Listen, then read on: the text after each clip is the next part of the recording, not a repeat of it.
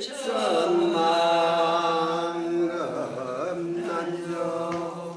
아금궁년 덕수지 은혜열의 진실 나무 법륜하경 나무 법륜하경 나무 법륜하경 나무 법륜하경 나무 법륜하경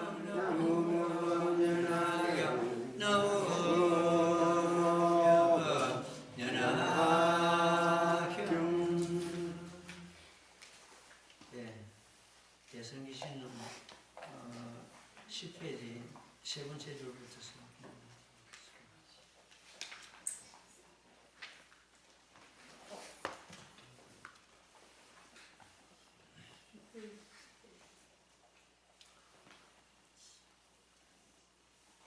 진여이나 실상의 입장에서는 일체법이 원래부터 은설이나 모양을 여의었으며 이름과 글자의 상을 여의었으며 마음이 일어나는 모양도 여의어서 필경평등하여 변하고 달라짐이 없으며 파괴할 수 없다. 이를 이름하여 진여라 하고 실상이라 한다.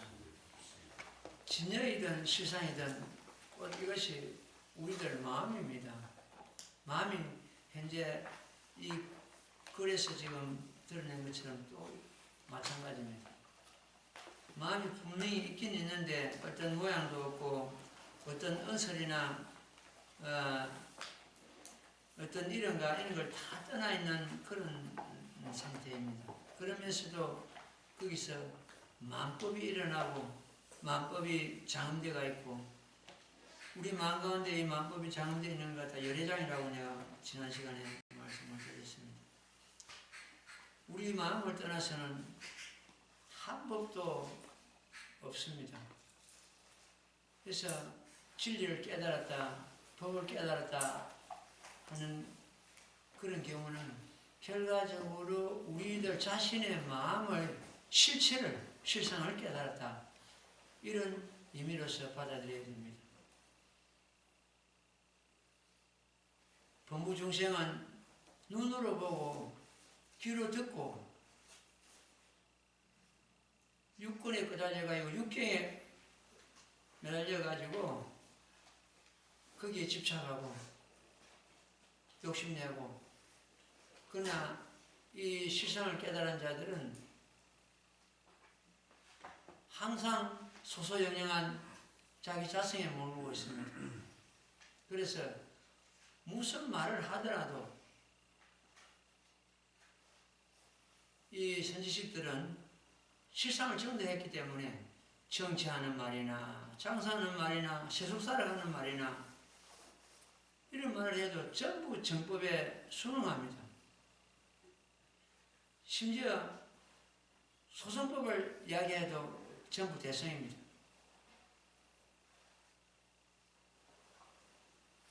세상 살아가는 이야기를 해도 전부 정법에 순응하는데 작은 법이라도 전부 대성법의 입장에서 말을 하기 때문에 전부 대성입니다. 중생들 입장에서 보는 것 같으면 대소건실 현밀교가 각각 있습니다만도 부처님 입장에서 보는 것 같으면 전부 대성입니다. 어떤 법을 설하셔도 유일불성법인 이 모범연화경으로 저 중생을 인도해야 하는 그 근본이 깔려있기 때문에 그렇습니다. 여기서 대성기신론에서는 자기 본래 그 마음을 갖다가 진여라고 표현을 했고, 우리 법화에서는 이를 갖다가 실상이라고 이렇게 일컫고 있습니다. 그러니까 실상과 진여는 말이 달라도 뜻은 같은 뜻을 함장하고 있다. 자기 그 자신을 갖다가 두고 하시는 말씀이다. 이렇게 이해를 하고 넘어가겠습니다. 진여나 실상은 일체은 도단이요 심행체머리라 말로서 표현이 안 되기 때문에 말길이 끊어진 자리요 마음으로서 헤아려서 알 길이 아니기 때문에 마음을 향하는 바가 전부 멸한 자리다. 일체법은 가히 말길이 끊어졌고 생각이 모두 멸하였으니 바로 상자정멸상이다. 이 상자정멸상은 그 법화경의 사구경의 핵심 참 사구경입니다. 상자정멸상 스스로 우리 그 마음의 정멸상을 갖다가 누가 갖다 준 것도 아니고 내가 빌려온 것도 아니고 꾸어온 것도 아니고 갑자기 생긴 것도 아니고 또 미래 세상이 없어질 것도 아니고 항상 스스로 저절로 정멸상이다. 이 정멸상은 열반상이다, 멸도다, 뭐 같은 말이 되겠습니다. 그냥 정멸. 정멸이라는 것은 바로 실상을 두고 하시는 말씀인데 이 실상은 결국 정멸은 공하다는 생각마저 공한 상태를 말합니다. 지금 건강계에서는 그 공도를 갖다가 말씀하고 있습니다. 공도를 말씀하는데 그 건강계에서는 공을 그 공도를 갖다가 지금 설파하고 있습니다만 여기서는 그 공을 법학에서는 활용하고 공에서 다시 생명을 불어넣는 그러한 경우가 되겠습니다. 그래서 그 공이 더 나아가는 것쯤에 바로 정멸이라고 이렇게 우리는 이해할 수 되겠습니다.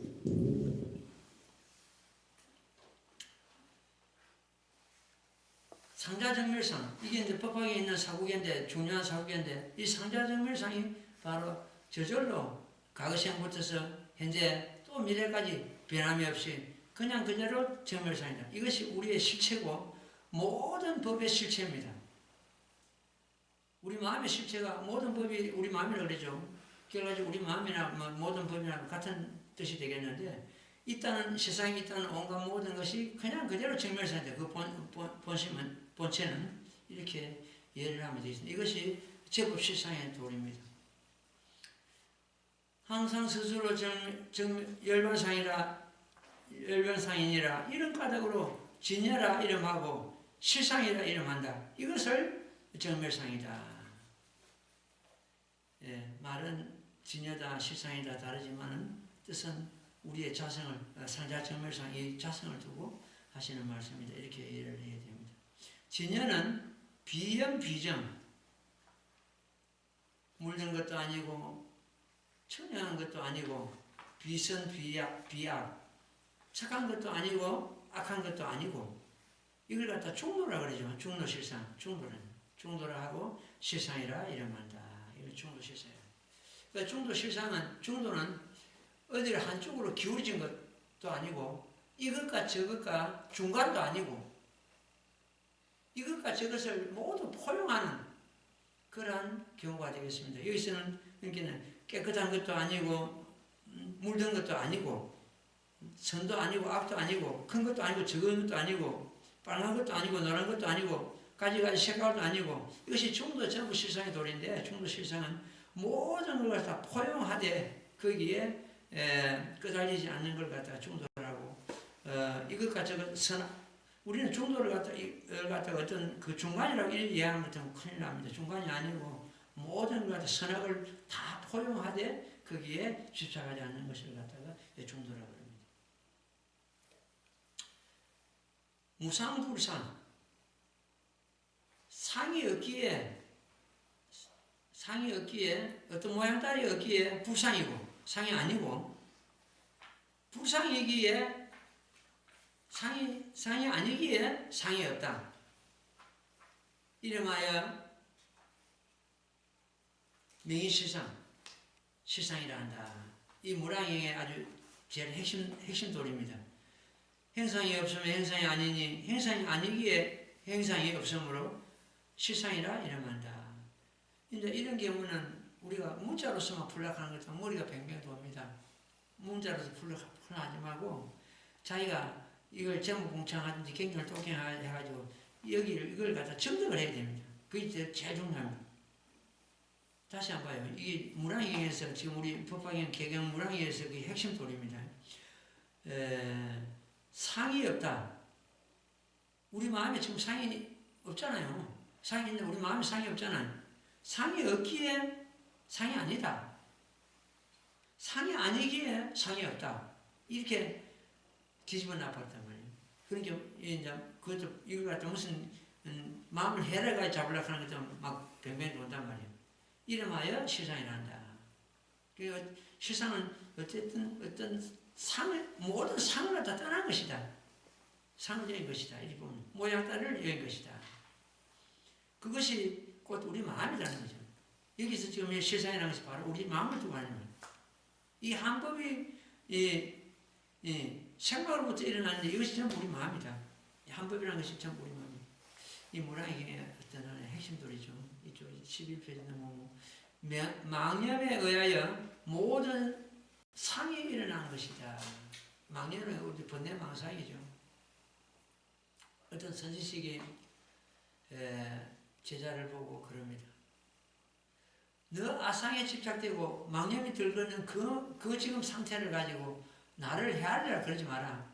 네가 그런 마음으로서 한량없는 세월을 갖다 나를 해야도 나를 갖다 알 길이 없을 것이다. 그 스승은 이미 시상을 전도해가지고 소요영영한 자기 마음을 깨뜨려 보고 있는데 그 제자는 거기 못 따르고 자꾸 마음을 가지고 그 스승을 저울질하고 헤아리려고 하니까 스승이 답답해가지고 이제 하는 그런 말이죠. 내가 그런 망상을 가지고 그런 아상을 가지고 나를 헤아린다는 것은 그는 무한한 세월이 가도 결국 나를 알지 못할 것이다. 이렇게 참 표현하는 그런 대목이 있습니다. 망념에 의하여 모든 상이 일어나는 것이다. 마음은 본래부터서 소소영영하다. 이 본래 소소영영하다는 것이 바로 이제 우리의 본래 본 자성을 가지고 하시는 말씀입니다. 예. 소소영영하다 한 본각 성덕을 갖추고 있다. 이 성품의 덕을 본래가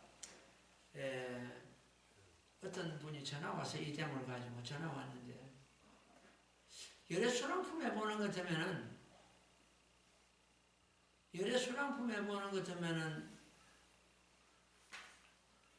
백천만을 아설지급 전에 이미 성불하신 공부를 하고 선을 하셨는데 제발을 보면 것 같으면은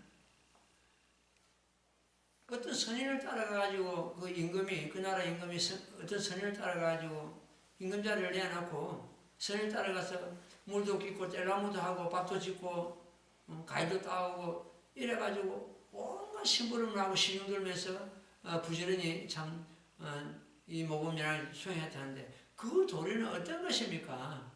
이렇게 묻는 질문이었습니다. 그렇게 묻는 질문도 그만큼 먼저 공부를 했기 때문에 의심이 생기니까 묻겠죠. 참 좋은 질문이다. 누구나 그렇게 의심할 수가 있다.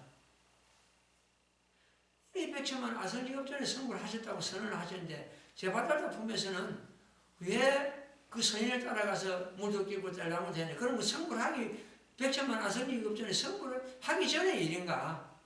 그 이후의 일인가? 묻는 골자가 그 의심이 그거였습니다. 누구나 의심할 수 있죠. 부처님께서는 이미 백천만을 아선지급 전에 성불하시고 가지가지 몸을 놔두시가지고 중생을 제도합니다. 그걸 갖다가 이렇게 표현합니다. 이미 백천만을 아선지급 전에 성불하시고서 연등굴 처소에서는 선의 선인이라는 그런 이름을 가지고 몸을 받으셔가지고 수의수생하시고 대통지성 열애불 처소에서는 16왕자의 몸을 받으시고 수의수생하시고 이어망 처소에서는 상불경이라는 그런 이름을 가지고 몸을 받으시고 또 수의수생하시고 그럼 제바다를 보면서도 답이 나온단 말이에요. 임금을 몸을 받아가지고 그 임금자를 버리고 선을 따라가서 이 모범이라는 수의수생하는 그까지입니다. 수의수생하는 까지입니다.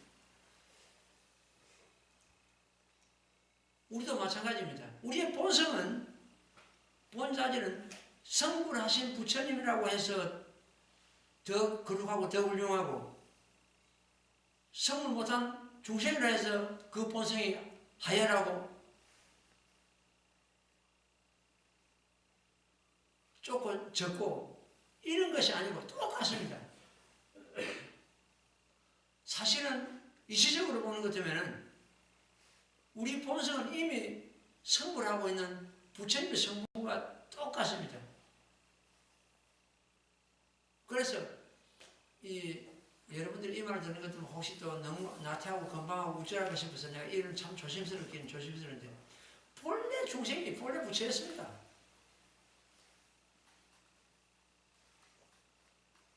본래 부처였는데, 본래 부처는 어디다 잡혀먹고 팔아먹고 중생이 탈을 쓰고 넣어가지고 자기가 본래 부처님도 모르고 중생 노릇만 하고 있다. 이것이 답답해가지고 내가 책을 한 10년 전에 쓴 게 그 제목이 뭡니까? 부처가 중생의 탈을 쓰고 있잖아요. 여기서 지금 밝히는 소소영영한 똥과 성들을 어디다 잡혀먹고 팔아먹어버리고 그걸 망각하고 지금 중생 노릇만 하고 있다는 그런 이야기예요.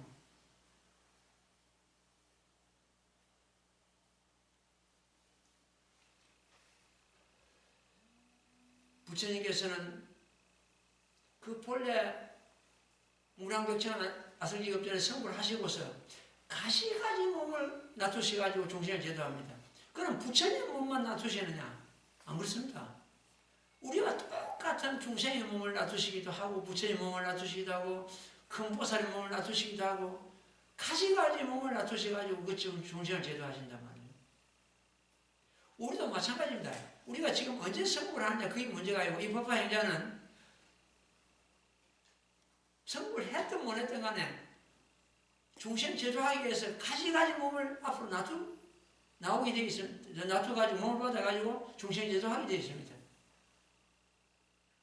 그래가지고 언젠가 되는 것 때문에 사실적인 성불인데 그걸 사정성불이라고 해요. 사정성불, 부처님 같은 30 이상 80종을 갖추고 금빛 나는 몸을 놔두시고 온갖 신통력을 갖추고 이래가지고 중생 앞에서 성불하는 과정도 보이기도 하고 그렇습니다. 그러면서도 또 이 몸을 버리고 나는 것 때문에 그 부처님, 금빛 나는 부처님 몸을 버리고 나는 것 때문에 또 중생과 똑같은 몸을 또 놔두시기도 하고 이렇게 볼 때 서가모니 부처님께서도 우리 옆에 우리와 같은 모습을 가지고 수없이 다녀갔다.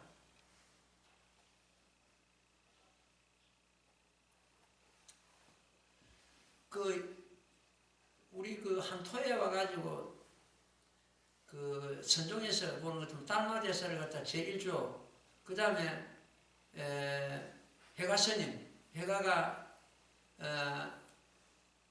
2조, 그 다음에 성찬스님이 3조인데 그 성찬스님 저기 보는 것 같으면 그 말씀집에 보는 것 같으면 이런 게 있어요. 내가 본래 열애였다. 본래 부처였는데 내가 너희들을 갖다 제도하기 위해서 이 몸을 받고 그 성찬스님은 나병 환자였습니다. 아주 심한 나병 환자였는데 그 몸을 가지고 고통을 받고 이러면서도 그 중생 제도하기 위해서 그 해가 스님 밑에서 이제 참 인정을 받고 돌을 닦고 이래가지고 제3조 그 참 선사가 되는데 자기가 그 선을 하더라고요. 나는 본래 열애였는데 이 한토에 내가 몸을 3번 지금 놔둘 거다. 이미 지금 현재 이 몸이 이미 과거 생에 내 몸을 놔두가지고 중생을 제대하고 지금 앞으로 지금 현재 이 몸을 받았고 앞으로 또 몸을 갖다 받는데 그 한토에 몸을 받아가 내가 이 성품을 갖다가 이 불법을 갖다 널리 펼 거라는 그런 연언하는 그런 대목을 내가 봤습니다. 우리의 본성은 그 어떤 성자 스님 그런 경우가 아니라 우리 본성은 본래 부처였습니다. 부처님과 다름이 없습니다. 그러면서도 우리가 수행이 없었기 때문에 드러내지는 못한 거예요. 그래서 우리가 사실은 성불을 한다고 하는 것 같으면 중생이 변질돼가지고 변해가지고 성불하는 것이 아니고 자기가 본래 부처를 이루고 있는 자기 자성을 갖다 풍선을 갖다 드러내는 작업입니다. 그걸 갖다 회복이라죠. 불성 회복이라는 거죠. 갑자기 어디 생겨났거나 그것이 자라났거나 어디 밖에서 들어왔거나 이것이 아니고 그럼 그걸 회복이라고 할 수 없지 않습니까? 우리가 본래 갖추고 있는 걸 갖다 회복한다. 그 불성을. 본래 부처를 이루고 있는 그 우리 불성을 갖다 회복한다. 그 회복하는 과정에 나온 모범이라고 이러는 겁니다. 자기 자성을 갖다가 드러내는 작업이거든요. 회복하는 지금. 우리가 부처가 된다는 것은 불성 회복입니다.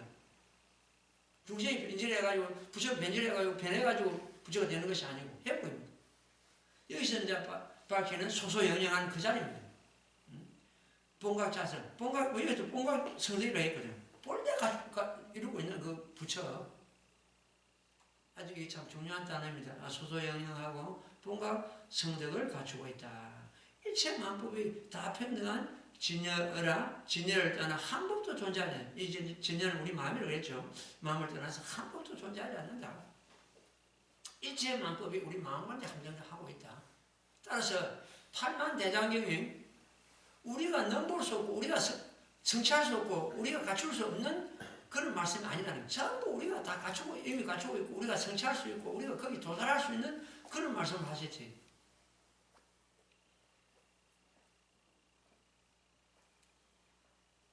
일체만법이 실상으로 드는 문이다. 팔만대장경이 법화경으로 드는 문이라는 뜻입니다. 실상이 바로 법화경이기 때문에. 팔만대장경이 법화경이 드는 하나의 계단과 같다 이렇게 보면 됩니다. 만약 팔만대장경 중에서 법화경이 없다면은 법화경이 진리가 없다면은 하늘에 태양이 없는 것 같고 나라에 임금이 없는 것 같고 가정에 부모가 없는 것 같고 사람에게 혼이 없는 것 같다. 이 법화경은 점을 출세 보내서라 그러죠. 모든 부처님께서 세상에 나오시는 하나의 근본이다. 모범이랑의 설화시가 일체 중생을 불도로 인도하시고자 이 세상에 출현하는 것이 부처님 이 세상에 나오는 하나의 그것을 근본이라고 출세 보내서라 그럽니다. 일체 만법이 실상으로 드는 문이나 제법이 실상문기다. 실상으로 드는 문이다. 기하는 문이다. 모든 법이 실상으로 돌아가니 구경열반 종기여공 끝내 공으로 돌아간다. 모든 법이 그 근본 진실한 상은 실상이고 모든 법이 실상으로 돌아간다. 구경열반 끝내 구경열반자리다. 그 열반자리가 바로 이제 상자전멸상 말씀드렸죠. 거기가 열반자리다. 종기가 끝내 마침내 공으로 돌아간다. 잘났거나 못났거나 배웠거나 못 배웠거나 누구나가 끝내 공으로 돌아갑니다. 성인도 천민도 범부도 끝내 공으로 돌아간다. 공으로 돌아가가지고 또 연이 닿는 것 같으면은 연애에서 또 가지가지 몸을 받게 되고 이 시장을 깨달은 자는 몸을 받아도 윤의 몸은 안 받습니다. 자기가 원의해서 다시 뜻대로 몸을 받아가지고 나오지. 어떤 몸을 가지고도 중생 제도하러 나오게 되어 있습니다. 부처님께서도 성수 80에 열반의 모습을 보였습니다만도 열방에서는 누가 나를 갖다 열반을 들었다 하는 것 같으면 마의 근속이다. 나의 제자가 아니다. 했습니다. 부처님께서는 열반에 머물고 계시지 않습니다. 항상 중생 제도하기 위해서 끝없이 가지가지 몸을 가지가지 이름으로 가지가지 온갖 곳에 몸을 놔두시고 계십니다. 끝이 없는 중생 제도가 끝이 없습니다. 시상의 이명이 진여이요 법성이요. 법성은 우리 자성을 두고 하는 말씀이죠. 법신이요. 열반이며 진제이다.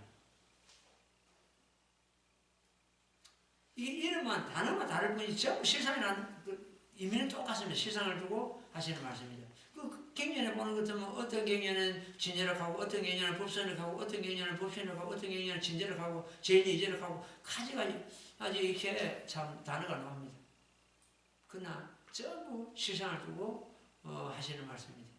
유망에서는 이 실상 자리를 갖다가 불이분문이라고 하죠. 불이분문.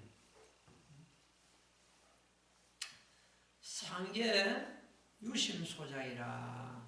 상계가 전부 오직 마음으로 쓰인 것이다. 그 한계에 보는 것 때문에 일체 유심조라고 그랬죠. 똑같은 말입니다. 마음이 전부 다 조작한 것이다. 그 마음은 하가라 그랬죠. 지금 이 상계가 마치 흰 백지와 같은데 거기다 마음이 이제 그 가지가지 이제 그림을 그려놓는 거예요. 마음은 하가와 같다. 상계가 오직 마음을 지은 바이니 일체법이 거울 속에 상과 같아서 가히 얻을 수 없으면 오직 마음이 없으면 오직 마음이 험함이니. 심생적 종종 법생이요 심생적 신멸적 종종 변멸이라. 마음이 일어나니 가지가지 법이 일어나고 마음이 일어나니 가지가지 법이 멸한다. 전부 이 법이라는 것이 마음의 작용이다. 이렇게 되겠죠. 그래서 상계가 오직 마음의 소작이다. 법화경에서 이르시되 일체관법 계무소유 유효허공 무유계무라. 일체법을 가나되 모두 있는 바가 없고 마치 허공과 같아서 경고함이 있을 수 없습니다. 우리 그 본자성이 우리 법신이 이 허공신이 그래. 허공신 우리 법신불이 제목 공창하면서 이를 가내야 됩니다. 내 몸이 이 우주에 꽉 차 있는 하나의 법신입니다. 우리 자성이 바로 이 법신도 실상이요 열반도 실상이요 법성도 실상이요 정밀한 자리를 두고 하시는 말씀입니다. 여기서 가지가지 법이 일어나고 마음이 일어나니까 가지가지 법이 일어나고 마음이 일어나니까 가지가지 일어나는 그런 이제 작용이 이제 벌어진 것입니다. 여기서 일체법이라는 곧 우리들의 마음이다. 이거 꼭 잡아야 됩니다. 일체법이 곧 우리 마음입니다. 우리 마음을 떠나서 한 법도 없다. 이렇게 잡아야 합니다. 자는 것입니다.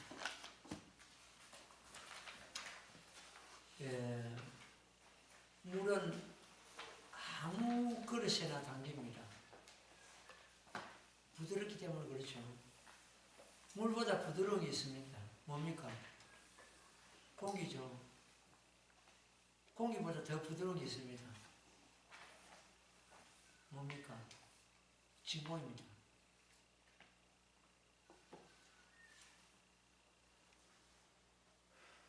어떤 환경에도 적응을 잘하는 사람은 지혜 있는 사람입니다. 지혜 있는 사람은 어떤 환경에 갖다 놔도 적응을 잘합니다. 그러나 못한 사람은 그 자기 그릇에 맞지 않는 것 같으면 적응이 안 됩니다. 자기 그릇에 환경을 갖다가 자기 그릇에 맞추려고 그러는 거예요. 지혜 있는 사람은 그 환경에다 자기를 맞춰버리는데 어떤 환경이라도 그 지혜 있는 사람은 적응이 되는데 못한 사람은 적응이 안 되는 거예요. 그 환경을 자기한테 그 맞추려고 하면 환경이 맞아집니까? 자기가 그 환경을 맞아줘야 되지. 그래서 우리는 이 모범이라는 수행함을 해서 지혜가 생기기 때문에 어떤 환경에서도 살아남아야 된다는 이야기가 바로 이겁니다. 어떤 경우에도 여기서도 공부를 하다가 자기 어떤 그게 맞지 않아가지고 뭐 스님이 마음에 안 들거나 법이 마음에 안 들거나 막 그냥 떠나잖아요. 내가 그걸 환경을 갖다 다 수용하고 다 적응한다는 것 같으면 갈 리가 없는데 더 가가지고 여기보다 더 큰 법이 있고 뭐 더 어떤 다른 진리가 있다면은 100분 가야 됩니다. 가야 됩니다. 큰 법을 찾아가야지요. 그러나 어떻게 합니까? 더 없습니다. 나보다도 더 훌륭하고 더 좋은 선지식을 얼마나 있겠습니다만, 그러나 법은 여기서 공부하는 이상 더 큰 법이 있을 수가 없습니다. 우리는 이 법학이라는 이 진리에 나를 갖다 그냥 집어넣어가지고 하나가 되어야 됩니다. 법학인가. 제목 공창할 때 제목과 내가 하나가 되어야 되거든. 일체법이 내 마음이라고 할 때 이 모법도 결과적으로 내 마음을 떠날 수 있는 것은 아니거든요. 모법 연락이 있고 내 마음입니다. 마음의 실상을 깨달는 것을 모법 연락을 까다렸다. 법을 청득했다. 이렇게 이해를 하면 됩니다. 자, 또 책을 한번 본래부터 자성은 청정함이라. 이 자성은 어디 물들거나 깨지거나 파괴하거나 변하거나 이것이 아닙니다. 연꽃이 흙탕물 속에 피도 흙탕물에 물들지 않은 것과 같이, 그래서 연꽃이 이 모범 연락에 비유된 거 아닙니까? 우리 자성은 어디에 물들거나 파괴되거나 그런 게 아니라는 거죠. 이걸 더 처형상정이라고 합니다. 아무리 번뇌망상 중생 속에 있어도 그 자성은 물들지 않다. 청량하다. 처형상정. 비록 물든 마음이 있으나 본각의 마음은 항상 해서 변하지 아니함이라. 이를 처형상정이라 하느니라. 예, 처형상정. 물든 곳이 있어도 거기에 참 자기 그 청정함을 항상 지키고 있다는, 깨끗함을 지키고 있다는 그런 뜻입니다. 이른바 심성이 망념에 물들지 않은 것 같아 연꽃에 비유함이라. 연꽃이 진흙탕 속에 있어도 탁수에 물들지 않음이 우리의 심성과 생각이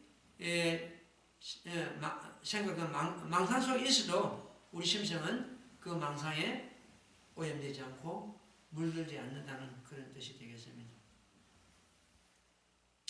항상 문영 가운데서 망상이 일어나니 마치 바다에서 파도가 일어나는 것과 같다. 파도가 아무리 일어나도 바다는 바다일 뿐이므로 자성은 변하지 않는다. 우리 그 자성의 바다에다가 어떤 망상이 일어나는 것은 그 바다에서 일어나는 파도와 같다. 이렇게 비유가 된 겁니다. 그러나 바다와 파도는 둘이 아니다. 이걸 갖다가 법학의 입장에서 보는 것 같으면 번뇌가 꽃볼이다. 이 법화 정신이에요. 번뇌가 꽃볼. 우리가 만가지 일어나는 그 번뇌 자체가 깨달음이다. 깨달음 바다에서 하나 일어나는 파도 같은 거. 그 다음에 생사가 열반이다. 나고 죽는 이것이 바로 오늘 상자열매사는 그랬잖아요. 상자열매사는 바로 내 열반을 두고 하시면 이미 열반 사덕을 이미 갖추고 있다고 내가 지난번에 설명을 드리고 강의를 했습니다.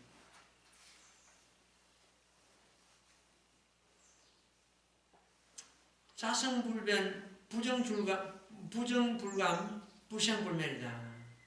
이는 뭐, 지금 현재 반자신경에도 나오죠. 불정불감, 불어나는 것도 아니고, 감하는 것도 아니고, 또 뭐, 나는 것도 아니고, 멸하는 것도 아니고, 이런 것이 우리의 자성이다. 바다와 파도가 둘이 아니듯, 무명적 법성이요. 무명 막, 어둠이 없는, 밝음이 없는 이 자체가 법성이다. 법성과 그 무명이 둘이 아니다. 번뇌적 볼이다. 죽을 때 자는 번뇌 그 자체가 깨달음이다. 생사적 열반이다. 나고 죽는 이것이 바로 우리의 열반이다. 이 열반에 집착된 자들은 일성이라고, 일성, 아란이나 백지부나 저런 경우는 열반, 내가 어떻게 하면 열반을, 그래들이 이제 얻은 열반은 진실한 열반이 아니고, 생사를 면한 자리입니다.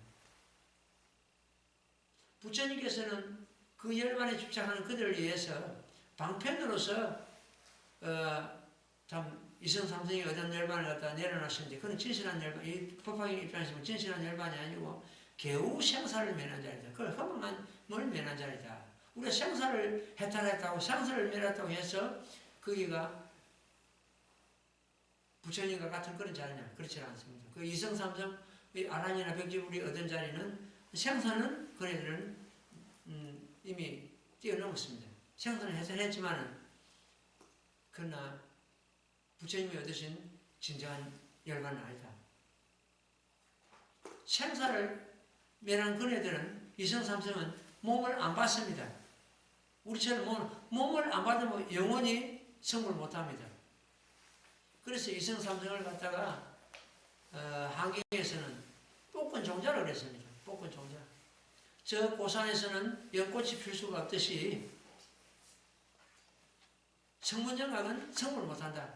차라리 저 지옥 중생은 성불해도 성문정각은 성불 못한다고 이렇게 잘라놨습니다. 그래서 표종이라고 해요. 표종. 이미 뽀끈 종자가 왔다. 그러나 그 뽀끈 종자가 이 법화경을 들어옴으로 해서 뽀끈 종자에 싹이 나는 것이다. 표종이 전부 싹이 난다. 이래가지고 이성삼불, 삼성 작부를 갖다가 성문정각 작부를 갖다가 여기서는 허용을 했습니다. 제일 먼저 성불 수기를 받는 분이 사리분 아닙니까? 사리분이 성문제에 있었거든요.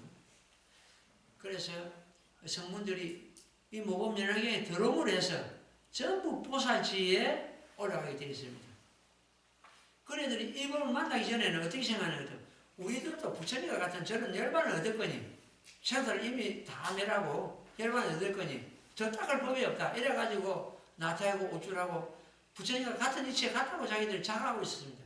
부처님께서 이 법을 딱 살으시니까 자기들이 머문 지위는 개우 생사를 면하고 허망하는 자리를 면한 자리다. 이걸 깨닫게 되는 거. 그래가 뉘우치고 자기들이 막 부처님 전에서 그 자기 뜻을 밝히고 하는 그런 대목이 쭉 나오는데, 그래서 이성들이 성문정각이 얻은 그러한 열반은 개우 생사를 면할 뿐이지 진정한 부처님이 얻은 열반과는 다르다. 이렇게 우리는 보면 되겠습니다. 번뇌 갖고 보리요 생사가 열반이며 이러한 도리 갖고 법화경의 뜻이다. 미혹불이다. 미혹함과 깨달음이 불이다. 미혹함도 내 마음에 일어난 거고 깨달음도 내 마음에서 일어나기 때문에 그건 불이다. 둘이 아니다. 바다와 파도가 해파적 불이다. 바다와 파도가 둘이 아니다.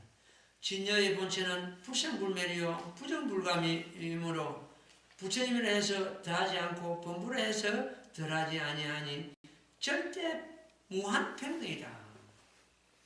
이 법성의 자리, 실상의 자리, 진여의 자리는 절대 무한의 평등이다.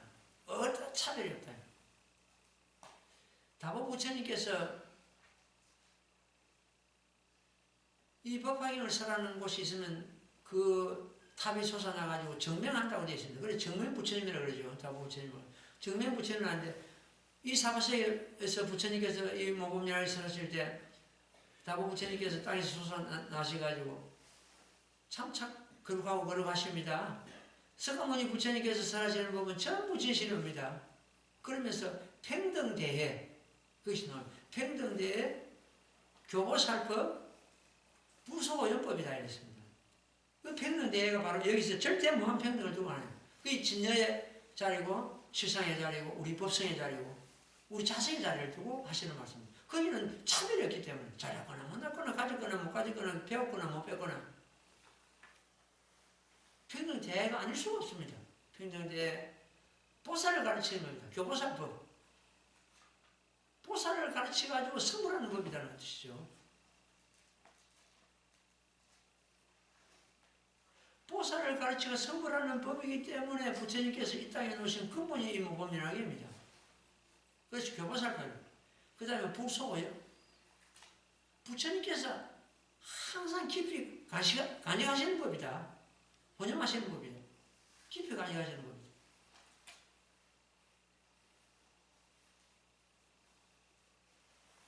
이 법을 부처님께서 깊이 간직하심으로 해서 이 법을 받아 지닌 자를 또 깊이 간직하시게 됩니다. 이 법을 받아 지님으로 해서 언젠가는 부처가 되기 때문에 그 이 법을 받아 진 자를 혼용하지 않을 수가 없습니다.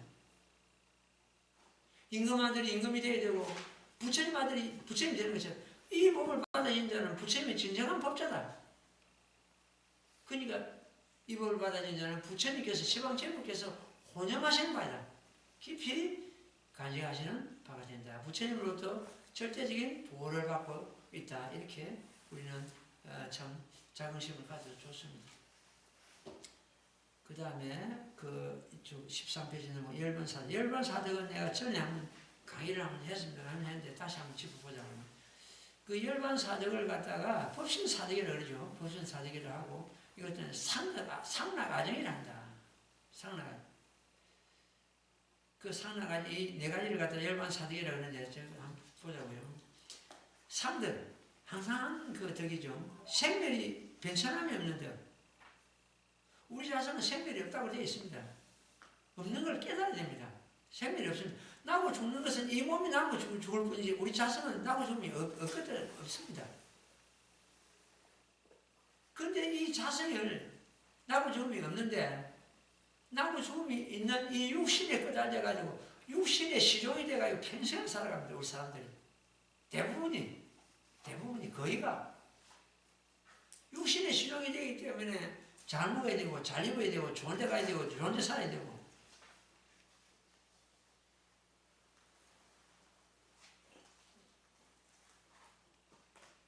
그 전도몽사는 전도몽사 바뀌었잖아요. 이 주인공은 자기 자신이 있는데 자기 마음이 있는데 이 주인공이 이 육신에 언젠가는 망가질 버려야 될 이 육신의 시종이 돼가 끌려다니자 한 병이나 마친단 말이에요. 그런데 이 상득은 그걸 뛰어넘은 걸 말합니다. 생명의 변천함이 없다. 생명이 없는 건 뭡니까? 우리 자손 아닙니까? 그걸 깨달았다는 뜻이에요. 그런 덕이다. 이것도 상덕이라고 합니다. 낙덕. 생사의 고통을 갖다가 여인덕이다. 생사는 어떤 경우라도 고통이 따르기 마련입니다. 몸을 받았다면 고통은 필연적으로 생로병사의 고통, 사랑하는 사람과 이별하는 고통, 미워하는 사람과 만나는 고통, 구함이 이루어지지 않는 고통, 한없이 욕심이 일어나는 고통, 이런 고통이 우주고뇌 같은 이런 고통이 따르게 되어 있습니다. 몸을 받음을 해서. 근데 이 낙덕은 그걸 갖다 생사를 갖다 다 그런 고통에서 다 벗어났다는 거예요. 그 여인 고통입니다. 아덕. 이 아덕은 내가 김아무개, 박아무개 하는 이 작은 자기 소화에 집착하는 것이 아니고 자기 진화를 갖다가 참 깨달은 덕이다. 이 진화는 어떻게 합니까? 우주 허공과 허공시입니다. 우리 법신은 허공과 같아요. 허공에 가득 찹니다. 삼라만상 벌어져 있는 이 온갖 이 자체가 바로 법신입니다. 법신의 모습이죠. 그걸 갖다가 자기 소화에 매달리, 작은 소화에, 김아무개, 박아무개 하는 그 자기 소화에 매달리지 않고 이 우주신을 갖다 까다로우면서 얻은 덕이 바로 아덕입니다. 상락 아덕. 그 다음 정덕. 정덕은 이 깨끗할 정자잖아요. 번뇌의 두름을 여의고 10년 청정함을 얻은 덕이다. 깊고 참 깊은 그러한 자기 자성의 그 청정함은 어디 물들거나 그런 것이 아니고 그 자성의 덕이다. 이를 갖다 이제 열반 사덕이라고 하기도 하고 법신 사덕이라고 그러죠. 상락아정을 갖다가. 이 상락아정이 깨달았든지 못 깨달았든지 간에 우리 가운데 이미 구족되고 있습니다. 이게 바로 이제 아까 말씀드린 대로 법화경 사국의 상자정물사입니다. 상자정물사는 이미 이 열반 사덕을 갖추고 있습니다. 근데 이 열반 사덕을 갖추고 있는지 깨닫지 못하고 육신의 시종이 되가 끄달려 다니니까 범부죠. 이 열반 사덕을 전혀 우리는 지금 자기한테 갖추고 있건만은 활용을 못하고 있다. 응용 못하고 있다. 열반 사덕을 법화경 입장에서 뜻을 새겨보면은 법화경에서 이제 이 열반 사덕은 그 법화경 자학에서 내가 대조를 해가지고 풀어놨습니다. 보자고요. 열반 사덕을 법화경 입장에서 뜻을 새겨보면 적법종벌의 상자정멸상 이게 그 법화경 사국의 핵심 사국입니다. 모든 법이 본래부터 항상 스스로 열반의 모습이다. 열반의 모습은 우리 자성이 그렇다는 겁니다. 우리 자성이 열반의 모습이다. 열반의 모습을 이미 갖추고 있다. 따라서 열반 사대를 이미 갖추고 있다. 이 우리 자성 가운데는. 세상에 있다는 온갖 것은 본래부터 항상 스스로 열반상이라 경전의 말씀이다. 진여의 성품이 곧 열반이니 정멸상이다. 정멸상은 우리는 이미 갖추고 있다. 다시 열반사득을 법화경 수랑품 자학에서 살펴보면 상이란, 항상할 상이란 항상함이니 이실불멸도, 나는 멸도하지 않는다. 분명히 부처님께서는 우리 육안으로 볼 때는 열반의 모습을 성수 80의 열반의 모습을 보이고만 우리 자학에서는 나는 열반을 들지 않는다고 선언하시지 않습니까? 이실불멸도, 나는 열반을 들지 않는다. 상주차설면 항상 여기 있으면서 법을 설하고 있다. 항상 여기 머물면서. 그 항상 여기 어딘가?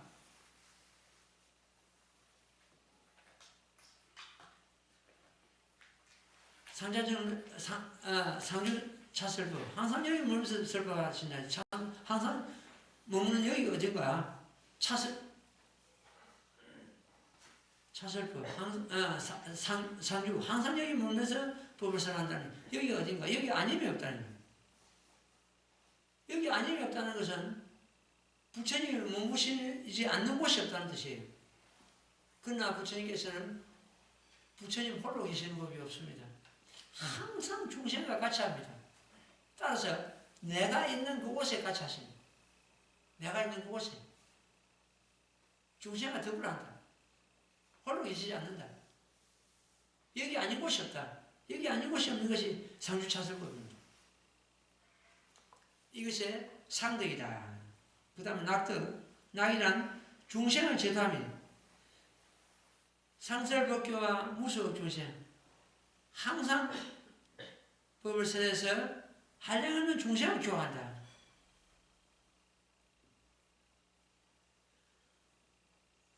선지식이나 부처님이나 대보살들은 중생 제도하는 걸 갖다 가장 즐겁게 생각하신다는 겁니다. 중생 제도함을. 사실은 중생 제도하러 그 선지식이나 불불살들이 이 세상에 몸을 놔두시거든요. 중생 제도하러. 그것이 즐거움이다. 이래서 자학에서는 상설법교와 무수업 중생 이렇게 이루고 있습니다. 항상 법을 설하여 수없는 중생을 교화합니다. 아득이란 아는 십법계의 아다.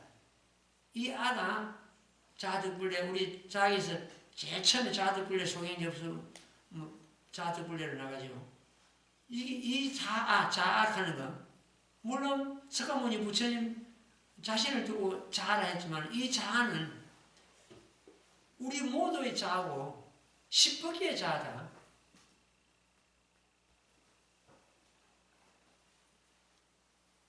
이것이 바로 우리의 진화입니다.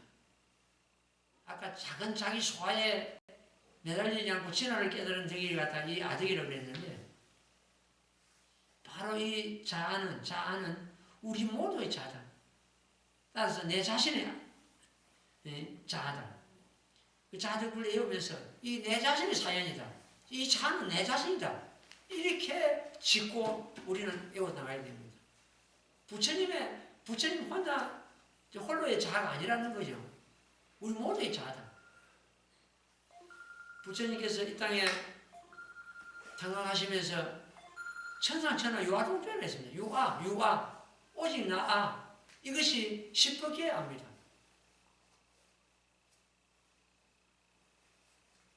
우리 모두의 아입니다. 그 아가. 그 타종교에서는 그러죠. 부처님 하나님도 계시는데 와 자기 혼자만 높은 거 하고 그걸 그런 식으로 풀어보는데 그건 얼토당토하는 소리죠. 그 아는 모든 생명 가진 거 모든 게 압니다. 그 아는 그 홀로는 그 자선을 두고 하시는 말씀입니다. 내 스스로 성불한 일에 지나온 바 모든 것은 이것이 그 아덕이다. 아덕에 속한다. 그 다음 정이란 처형상정이니 아차토하는 아정토불에 나의 국토는 편안하고 나의 정토는 흐려지지 않다. 부처님 국토는 뭐 흐려지거나 부서지거나 파괴되거나 이것이 아니라는 거죠. 여기서 중생 소유라 한다. 중생이 즐겁게 노는다. 중생 소유락을 갖다가 중생이 즐겁게 노는 갖다가 우리는 어디서 찾아야 되냐? 제목봉찬 찾아야 돼. 제목 나무모범연하경을 떠나서 중생 소유락은 없다. 제목 일심으로 부르는 그때가 중생 소유락 그 자체이다.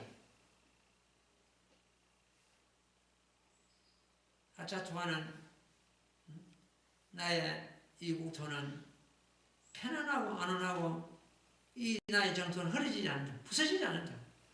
이것이 부처님 부국토입니다. 이런 부처님 부국토가 우리한테 이미 창문되어 있습니다. 제목봉창에오는 우리 이 육신이 법의 탑이요. 법의 연꽃입니다. 보레납니다. 보레나를 밖에서 찾지 말고 법의 탑을 밖에 찾지 말고 이 모범을 믿고 수행하는 우리들 이 육신이 바로 법의 연꽃이고 법의 탑이다. 부처가 머물고 있는 바로 부처님 국토다. 이렇게 잡아가야 됩니다. 이렇게 보면 밖에서 찾을 이유가 없죠. 전부 내 가운데 다 찾아야 되고 그렇겠죠. 법화경속에 일반 사덕이 모두 함장되어 있음을 자학에 개송해서 살펴보았으며 우리들 마음 가운데 이미 열반 사덕이 구족되어 있는 것이다. 그러나 다만 무명 번뇌가 가려져 있으니 알지 못할 뿐이다. 알지 못한다고 해서 있는 것이 없는 건 아니거든요. 있는데 없는 것이 없어진 건 아니거든요. 우리가 모를 뿐이다는 거죠. 모를 뿐이다. 모른다고 해서 없는 것이 아니라는 거죠. 열반의 성품이 곧 우리들 마음이니 법선 사덕을 원만히 구족하고 있는 것이다. 도를 닦아 새삼스럽게 얻어지는 것이 아니라 이미 스스로 갖추고 있는 것을 닦음에 의해서 회복하는 것이다. 병들기 전에는 건강한 상태이니 병을 치료함에 의해 건강을 회복하게 된 것이다. 그래서 그 불성이 회복이라고 하고 전부 회복이에요. 성불도 회복입니다. 회복. 우리 자신을 회복하는 성불을 갖추고 있다는 거죠. 이미 갖추고. 우리가 병들기 전에 건강한 모습을 갖추고 있었지 않습니까? 그렇기 때문에 어디 가서 그 병문안을 가는 것 때문에 빨리 회복하십시오. 건강을 회복하십시오. 본래 건강을 찾아가는 거죠. 우리 열반 사정도 그렇고 진짜 성품도 그렇고 우리 자신이 바로 그겁니다. 우리 법신을 회복해라. 그 회복하는 길이 제목봉창하고 일심 부르십시오. 그때 제목봉창할 때 중생 소유라는 때고 우리 불성 회복하는 때입니다. 다시 말씀드린 것처럼 우리 가운데 잠들고 있는 부처를 깨우는 소리다. 부처를 깨우는 때이다. 이렇게 그런 심심을 가지고 일심으로 불러가야 됩니다. 일심으로. 몇 년 전에 어떤 보살한테 전화가 왔을 때는 스님, 제가 스님 가사를 한번 해드리고 싶습니다. 하는 그런 내용. 그 어디 사는 누구십니까? 하니까 자기 그걸 밝혀달라고 하니까 그냥 뭐 저 경기도 어디 살고 있습니다. 하면서 그 자기를 안 밝히더라고. 그 주변에 좋은 절도 있고 좋은 스님도 계시는데 그거 보셔야지. 왜 여 먼 데까지, 여는 하마인데 먼 데까지 이 스님한테 굳이 가사를 하려고 그렇게 먹느냐 하니까 아니라도 꼭 스님한테 해드리고 싶다 하는 거예요. 왜 스님한테 꼭 해주고 싶냐? 스님은 어떻게 아느냐 하니까 그게 아니고 스님 쓰신 책을 제가 보고 있습니다. 그래서 내가 해드리고 싶습니다. 그러면은 옷을 마음에 드는 옷을 그 보살 그 행패대로 해가지고 보내라 그러면 했더만 그게 아니고 내가 돈을 보낼 테니까 스님에 맞춰가지고 그 가사를 착용하시라고 그러더라고요. 그래라 했더만 그 통장에 돈이 들어왔을 때다. 그러고 나서 나도 잊어버리고 그래도 이제 궁금하지. 그 가사를 읽을 때마다 이 보살이 과연 누군가? 왜 나한테 이 가사를 갖다 해주려고 그렇게 했는가? 이번에 어제 전화하는데 스님 우리 등 하나 달아주십시오. 그 어딥니까? 주소하고 불러보라고 그걸 달아요. 그래서 주소하고 다 불러주고 내가 사실은 몇 년 전에 스님 기억을 하시는 건 몰라도 몇 년 전에 스님 가사를 하라고 돈을 좀 송금한 그 보살입니다. 아 그러냐고 내가 기억하고 있죠. 내가 가사를 읽을 때마다 보살 생각하고 있다고 내가 그랬더니 그래가지고 법화경을 아니까 그런가 봐요. 아니까 법화경을 제가 30분을 사경을 했습니다. 이제 나이 들어서 더 이상 못하거든요. 손을 뗐는데 30분을 사경하다 보니까 법화경을 좀 알게 되고 심심이 나고 이래가지고 법화경을 하시는 스님 책을 보니까 더 심심이 나가지고 꼭 가사를 스님한테 해드리고 싶었다고 그래서 내가 해드린 거예요. 그 이번에 이제 그 등을 달문해서 자기 이제 주소하고 전부 이제 소재가 밝혀지거든요. 그래서 참 반가운 생각이 들고 막 이랬습니다. 그런 경우도 있었고 교도소에서 전 편지를 한 통 왔는데 자기가 아직까지 그 교도소 생활이 몇 년 남았는데 그 스님 교도소 들어올 때마다 떡과 과일과 뭐 음료수 같은 거 준비해가 들어오는 거 보는 것 때문에 너무 감사하고 너무 고맙고 내가 그걸 동참할 수 없느냐고 그런 그 편지였습니다. 내가 그 동참을 좀 하면 안 되겠습니까? 적은도에라도 내가 보태고 싶습니다. 그래요. 역시 내가 보탰지만 우리 동료들이 지금 수용되어 있는 동료들이 다 먹고 하니까 내가 그 동참을 할 수 있는 기회를 달라고요. 그래서 그 정성이 가능하다 싶어서 내가 구자번호를 갖다 적어가지고 그 편지를 보냈더니 책하고 이렇게 좀 보냈더니 그 답장이 왔는데 돈이 들어왔는지 안 들어왔는지 그 확인은 아직 안 되고 있는데 등도 우리 식구들 등도 달아주고 달달이 내가 얼마씩 보태가지고 그 우리 제소자들 그 공양물 준비하는데 보탬이 되도록 그래 하겠습니다. 그런 내용이었습니다. 그래서 그것이 큰 적은 것이 아니고 그런 마음을 갖는다는 것이 거의 하도 그래서 내가 편지상에 물었습니다. 어떻게 해서 다른 사람이 심심을 내지 않는데 그런 심심을 내느냐고 물었더니 내가 법화경하는 스님으로부터서 법명도 받고 법화경을 갖다가 몇 년 공부하다가 우연히 잘못 참 세상 파도에 잘못 거의 빠져가지고 그래서 여기 들어왔습니다. 법화경을 알기 때문에 스님이 참 너무 훌륭해 보이고 스님을 어떤 방법이라도 도와주고 싶어서 내가 그랬습니다. 그런 내용이었어요. 그 법을 아니까 그렇습니다. 법을 모르는 것은 그런 생각 없습니다. 있다고 해서 보시하고 없다고 해서 보시면 하고 이것이 아니고 법을 알 때 그런 이제 심심이 일어나거든요. 우리도 그런 심심이 있으면 모든 어려움과 모든 고통과 어떤 환경에도 우리가 이길 수 있고 심심만 있으면 뭐 어떤 것도 다 우리가 극복할 수가 있습니다. 어떤 고통도. 오늘 이만큼 할게요. 이만큼 하고 다음 또 나머지는 한 페이지 한 페이지 차근차근 공부를 해 나가겠습니다. 그래서 이 대승기신을 다 공부하는 것은 차마다 우리가 자성을 확실히 잡고 더 밖에서 더 헤맬 것도 없고 우리 가운데 이미 다 구족되어 있고 내 마음이 만품이라는 것을 펼쳐보려는 것을 우리는 문제 잡아야 되겠습니다. 그런 내용이 이번 소식지에도 단계가 있습니다.